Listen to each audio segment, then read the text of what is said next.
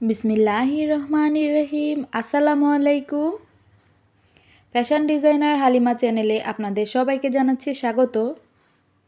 কাছে এবং দূরে, দেশ এবং দেশের বাইরে থেকে আজকে আমার ভিডিওটি যারা দেখছেন, আশা করছি আল্লাহর অসীম রহমতে আপনারা ভালো আছেন।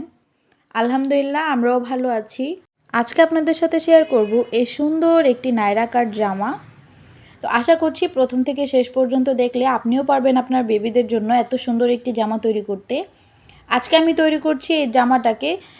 তো এই বাচ্চার বয়স অনুযায়ী আমি তৈরি করছি সাড়ে 4 বছর থেকে 5 বছর পর্যন্ত। তো 3 বছরের বাচ্চার জন্য 1 ইঞ্চি বা 1.5 ইঞ্চি ছোট করে কাটলেই আপনার এনাফ। তো আজকে যেহেতু আমি একটু হেলদি বেবির জন্য একটু তৈরি করছি, তো সেই জন্য আগে আমি বডির কাপড়ের অংশটা কেটে নিব। তো বডির কাপড়টা মাপার জন্য এখানে আমি 2 পার্ট করে নিয়েছি। তো 2 পার্টকে আমি 4 ভাঁজ করে নিব।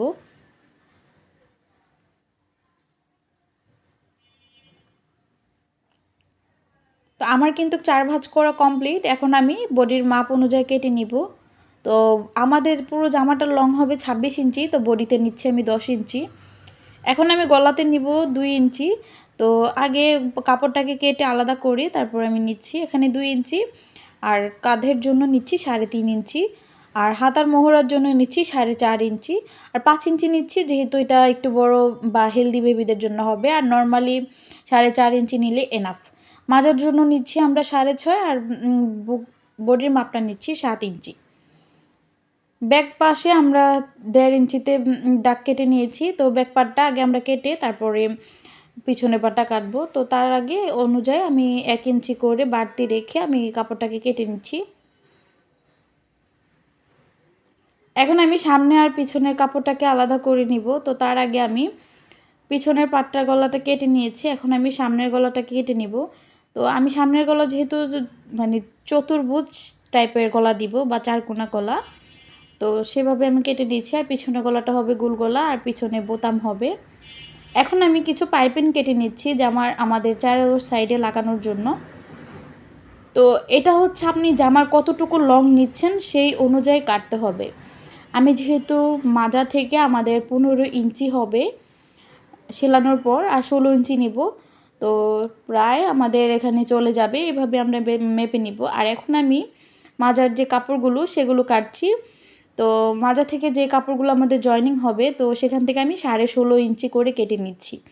কারণ আমাদের 1 ইঞ্চি যেহেতু চলে যাবে, তো উপরে 10 ইঞ্চি আর 16.5 ইঞ্চি আধা ইঞ্চি করে চলে যাবে। তো আমাদের কিন্তু 26 ইঞ্চি যে আমাদের বাচ্চার লং অনুযায়ী আমরা চাচ্ছি সেটা কিন্তু ইজিলি বের হয়ে যাবে।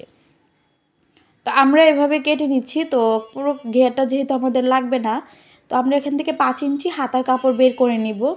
তো এভাবে সেমভাবে আমি দুটোটা পার্ট থেকে আমি হাতার কাপড়টাকে বের করে নিয়েছি। তো আপনাদেরকে আমি বোঝাতে পারছি কিনা জানি না। তো আমি কিন্তু এভাবে হাতার কাপড়টা 2টা হাতার কাপড় বের করে নিয়েছি। এখন আমি মাঝের কাপড়গুলোকে ভাঁজ করে রেখে দিয়েছি। হাতার কাপড়টাকে আমি কিভাবে মাপ দিয়ে কাটছি সেটা আপনাদেরকে দেখিয়ে দিচ্ছি। এখানে 4 পার্ট আছে। এখানে আমাদের লং আছে যেহেতু 5 ইঞ্চি, তো আমাদের পাশে আমরা এখন এই সাইড থেকে আমাদের 1.5 ইঞ্চিতে মার্কিং করে নিয়েছি। এভাবে একটু পান পাতার মতো একটু চোক্কা করে নিয়েছি। তো এভাবে কিন্তু এই সাইড থেকে ধরে আমরা একদম নিচ পর্যন্ত এসে একটু রাউন্ড করে কেটে নিব। আর বাড়তি কোনো আঁকাবাঁকা অংশ থাকলে সেটাকেও কেটে সমান করে দিচ্ছি। আর এই সাইডটাতে একটু চিহ্ন দিয়ে রাখলাম, পরবর্তীতে সেলাই করার সময় আমাদের হাতাটা অ্যাটাচ করতে গেলে ইজি হবে।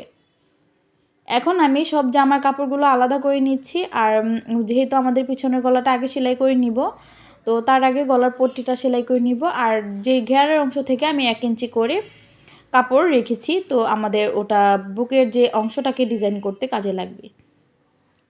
আমি এখন সামনের গলার পট্টিটাকে সেলাই করে নিয়েছি। এখন পিছনের গলাটাও সেমভাবে সেলাই করে নিব। তারপর আমি এখন পিছনের গলাটার ভিতরে একটু ভি শেপ নেক করে আমি এখন একটু কেটে এখানে একটু কাপড় জয়েনিং করে দিচ্ছি। এখানে আমরা সুবোতাম বা বোতাম লাগিয়ে নিব।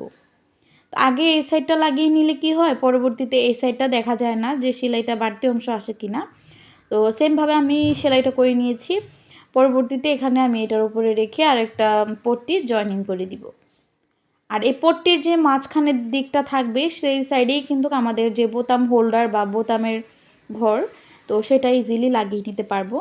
তো আমি কিভাবে লাগাবো সেটাও আজকে আপনাদের সাথে শেয়ার করে ফেলবো, যাতে আপনারাও আপনার বেবিদের জন্য সুন্দর পারেন।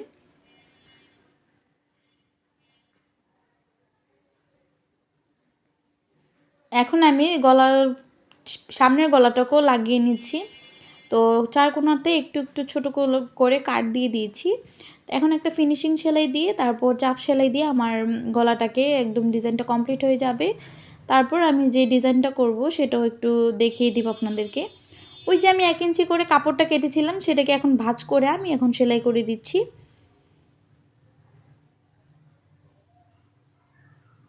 তারপরে এই কাপড়গুলোকে আমি উল্টে নিব। অবশ্যই কাটার সাহায্যে বা শেভিং ইয়েতে দেখে এভাবে একটা স্ক্রু ড্রাইভার দিয়ে সেলাইটা করে নেবেন বা উল্টে নেবেন। আমি এখন ঘুরিয়ে ঘুরিয়ে 4 কোণা যেহেতু গলা, এটার সাইড থেকে আমরা সেলাই করে নিচ্ছি আর এটা এভাবে লং দিচ্ছি। আমি এখানে একটা লেস লাগিয়ে নিচ্ছি একটু সৌন্দর্যের জন্য। তো আপনারা চাইলে কিন্তু এভাবে কাপড় দিয়েও ডিজাইনটা করতে পারেন। এখন আমি যে একটু কাপড় উল্টে রেখেছিলাম, তো সেখান থেকে আমি যে সেলাইয়ের মার্জিনটা থেকে এখানে পর্যন্ত আমি এখানে বউটা লাগিয়ে নিচ্ছি, বউয়ের যে হোক সেই জন্য। এখন আমি হাতাটাকে সেলাই করে নিব, যেহেতু আমাদের বুকের প্রিন্টটা কমলা কালার, তো সেই জন্য আমি এখানে কমলা কালারের 1 ইঞ্চি কেটে নিব। তো তার আগে কাঁধের অংশগুলো আমি জোড়া লাগিয়ে রেখেছি, পরবর্তীতে আমাদের হাতাটাও অ্যাটাচ করতে সুবিধা হবে। তো এখন আমি মাঝের কাপড়টাকে জয়েনিং করে নিব। তো মাঝের কাপড়টা 1 ইঞ্চির মানে প্রায় 1.5 ইঞ্চির মতো কুচি ছাড়া আমি এখানে সেলাইটা করে নিয়েছি। এখন 1.5 ইঞ্চি বাদ রেখে আমি কুচিটা দিচ্ছি। তারপর এখানেও কিন্তু আমরা শেষ মাথায় এসে আমরা 1.5 ইঞ্চির মতো ঘেপ রেখে তারপর সেলাইটা করছি, তারপর চাপ সেলাই দিয়ে দিচ্ছি।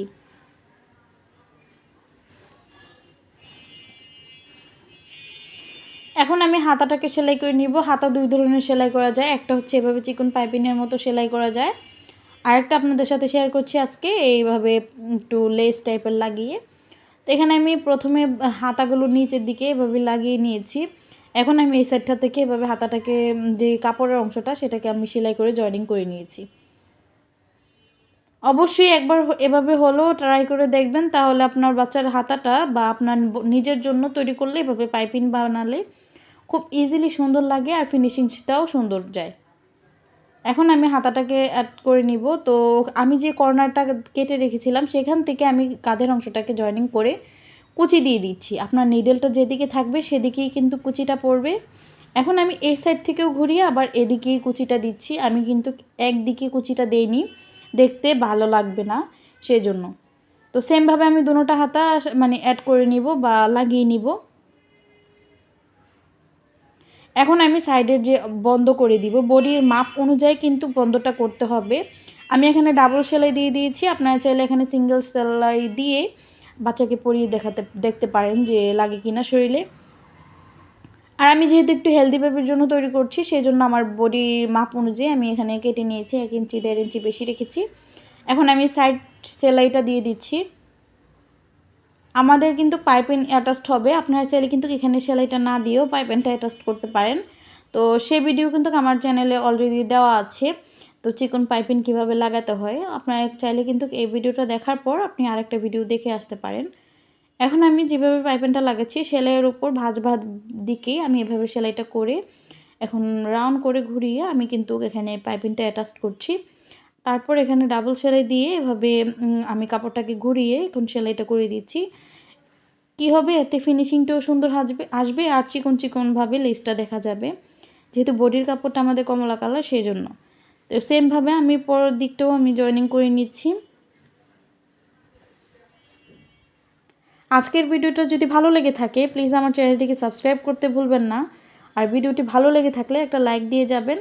আর কী ধরনের নিত্য নতুন ভিডিও দেখতে চাচ্ছেন সেটা অবশ্যই আমাকে কমেন্ট বক্সে জানিয়ে দিবেন।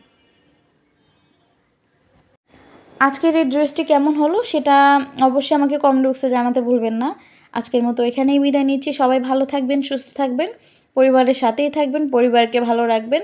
আল্লাহ হাফেজ। আসসালামু আলাইকুম ওয়া রাহমাতুল্লাহি ওয়া বারাকাতুহু।